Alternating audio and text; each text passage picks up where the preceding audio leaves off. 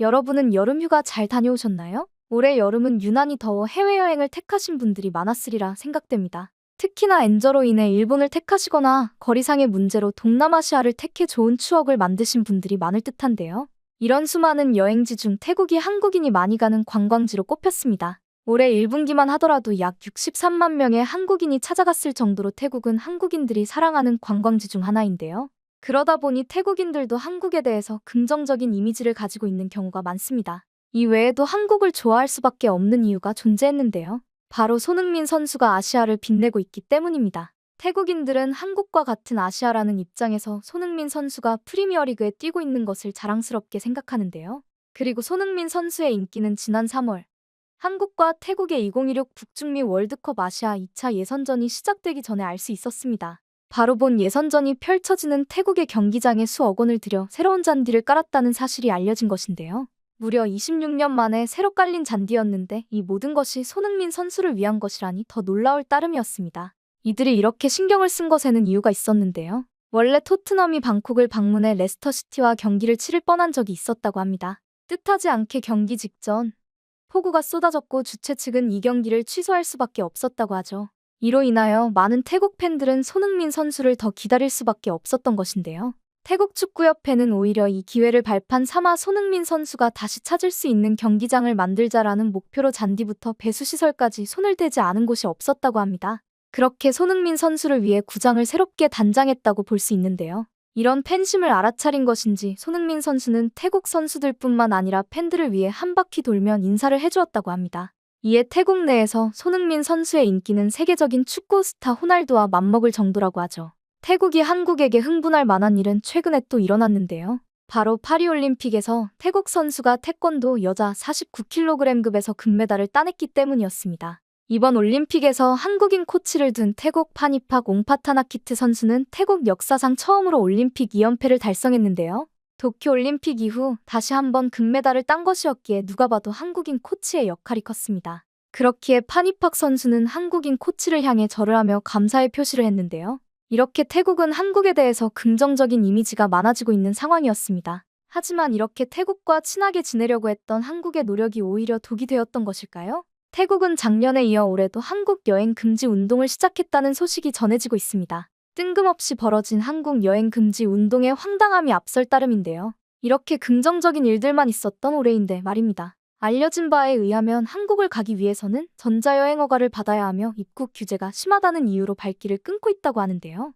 이런 상황이기에 무비자 입국이 가능한 베트남, 중국 등으로 향하고 있는 상황이라고 하죠. 한국관광공사에 따르면 올해 1월과 4월 사이에 태국 관광객이 작년에 같은 기간과 비교했을 때 21.1% 정도 줄었다고 합니다. 코로나 이전을 생각한다면 현재 수치는 아이러니한데요. 태국 관광객의 발길이 끊긴 이유로는 한국의 입국 불허가 문제라고 꼽히고 있는 상황입니다. 태국인만 심사가 점차 까다로워지고 있다고 밝히며 인종차별에 대한 논란도 높아지고 있는데요. 하지만 이런 내용들은 어떤 입장에서 보느냐에 따라 달라질 수 있습니다.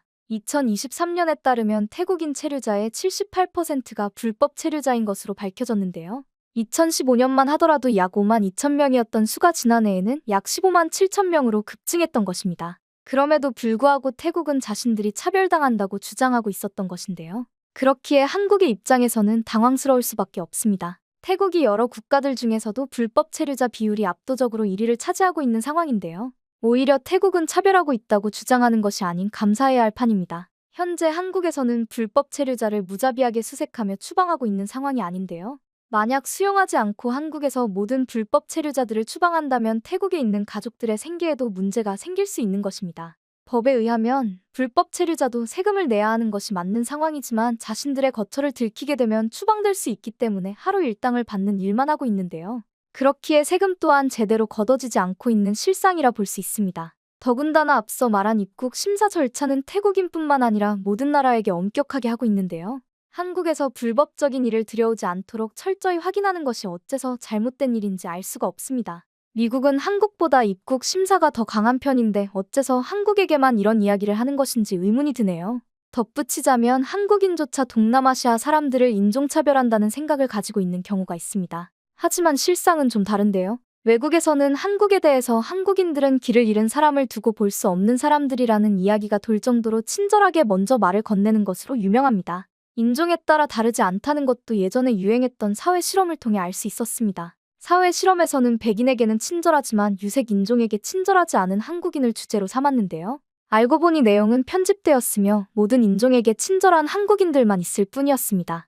이런 조작된 사회 실험은 해당 실험에 참여했던 외국인의 양심 고백으로 밝혀졌는데요. 한국인이 유색 인종을 차별한다는 내용은 대부분 조작된 것으로 알려졌으나 한국인조차도 잘 알지 못하는 사실이기도 하죠. 하지만 태국 사회에서는 무조건 한국인에 대한 혐오를 조장하고 싶어하는 눈치입니다. 이런 실험 결과를 믿기로 한 듯이 한국 내에서는 인종차별이 많이 일어나지 않는데도 불구하고 현지 방송에서는 인종차별 문제를 거론하며 반항 감정을 재확산하려는 모습을 보이고 있다고 합니다. 반항 감정이 점차 커질수록 외교 문제에 심각한 우려를 발생할 수 있기에 태국 총리까지 나서서 국민들을 달래고 있다고 하죠. 하지만 이런 총리의 행동에도 아무 소용이 없는 모양입니다. 오히려 태국인들은 현지가 아닌 일본 방송에 나가서까지 한국을 모욕하는 지경에 이르렀기 때문인데요. 지난 11일 태국여행업협회 유타차이 순돈라타나법 부회장은 일본 매체 니케이 아시아에서 한국 관광명소는 인기 영화와 넷플릭스를 통해 알려졌기 때문에 수명이 짧다라는 식의 발언을 한 것으로 알려졌습니다. 이 한마디로도 발칵 뒤집힐 일이지만 끝이 아니었는데요. 중국과 일본에는 더 많은 명소가 있으며 비자 면제, 덜 비싼 가격, 놀라운 전망 등 매력이 있다라고 주장하며 세 국가를 비교하더니 한국은 볼거리가 없다며 비하 발언을 서슴지 않았습니다. 한국을 모욕하는 태국인이 나타나자 일본은 신이 났는지 해당 발언을 차용하여 태국 관광객이 중국과 일본으로 몰릴 예정이라는 기사를 냈는데요. 이를 알게 된 태국 한국문화원과 한국관광공사 방콕지사는 유타차이 부회장의 발언에 대해 문제를 제기했다고 합니다. 해당 발언은 충분히 한국을 비하하는 것으로 볼 수 있으며 심지어 현지가 아닌 타국에서 발언한 것이기에 더 큰 충격을 안겨줬는데요. 문제 제기에 태국여행업협회는 발빠르게 움직여 자른 왕하나논 회장 명의로 공식 사과 서한을 발송했다고 알려졌습니다.